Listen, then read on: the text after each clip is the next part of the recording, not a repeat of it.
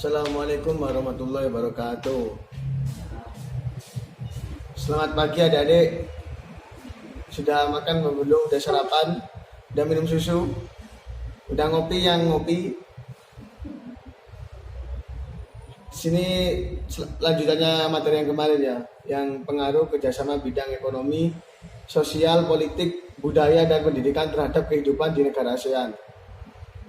Yang pertama ada di bidang ekonomi. Di bidang ekonomi pengaruhnya itu ada di ekspor dan impor. Kalau kita melakukan kerjasama dengan baik di negara ASEAN, kita bisa mengekspor dari barang di Indonesia ini ke luar negeri. Terus kalau dari luar negeri baik juga ke Indonesia, kita bisa menerima impor dari luar negeri ke Indonesia. Contohnya yang kemarin pernah sempat viral kalau bahasa sekarang, itu yang beras yang dapat imporan dari negara mana itu, ayo yang tahu siapa? Itu beras juga diimpor, terus garam juga diimpor. Terus di Indonesia bisa mengekspor batik juga sudah diekspor ke luar negeri. Itu akibat pengaruh dari kerjasamanya di negara ASEAN. Terus yang nomor 2 ada di bidang sosial. Itu berpengaruh terhadap dinamika jumlah kependudukan suatu negara. Contohnya sekarang di pandemi COVID-19, banyak orang yang dikarantina, banyak orang yang terpapar virus apa bakteri itu COVID-19. Itu berpengaruh dengan dinamika jumlah kependudukan suatu negara. Pasti banyak penurunan dari dinamika jumlah penduduk suatu negara. Itu termasuk pengaruh di bidang sosial.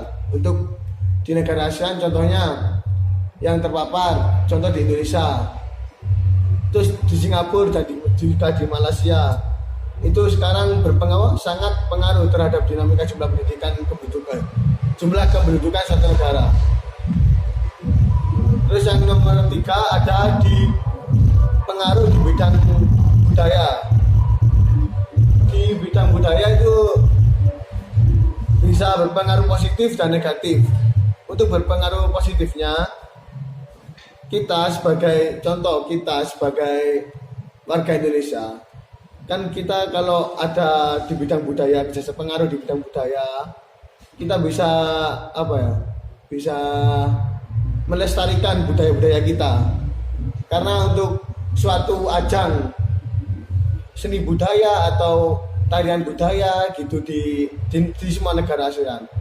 Dan segi negatifnya itu nggak semua negara yang di ASEAN bisa mengikuti lomba itu, bisa mengikuti ajang tersebut. Itu nggak semua negara di negara ASEAN ini, di beberapa negara yang ASEAN. Itu segi negatifnya.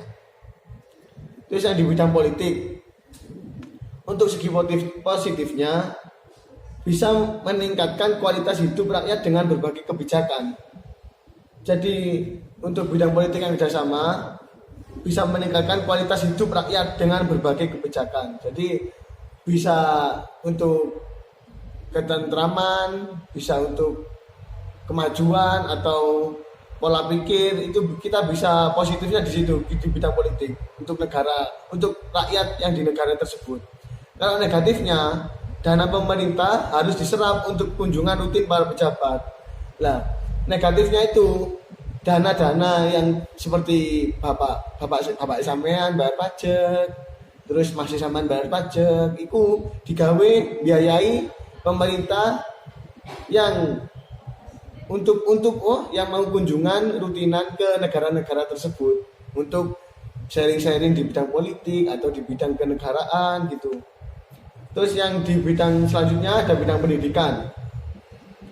Di pengaruh kerjasama ASEAN di bidang pendidikan, segi positifnya untuk mutu pendidikan akan meningkat dan pertukaran pelajar itu termasuk bidang positif, yang bidang pendidikan yang positif.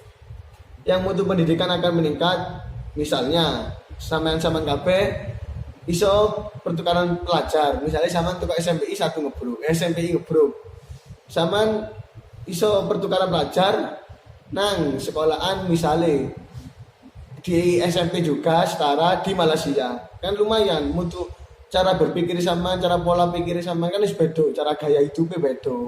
Itu termasuk mutu pendidikan akan meningkat. Terus pertukaran pelajar juga tadi. Nah, hal negatifnya dari segi negatifnya hanya bukan semua sekolah yang bisa bertukar pelajar. Hanya sekolah tertentu yang mendapatkan kesempatan.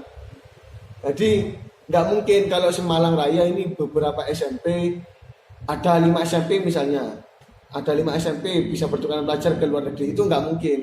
Pasti ada cuma 2 atau 3. Itu kalau ada, biasanya cuma 1 dari SMP Semalang Raya. Itu yang dari bidang pendidikan. Ya, terima kasih. Kalau ada yang belum paham, sama takut nih di WhatsApp, di komentar di bawah. Assalamualaikum warahmatullahi wabarakatuh.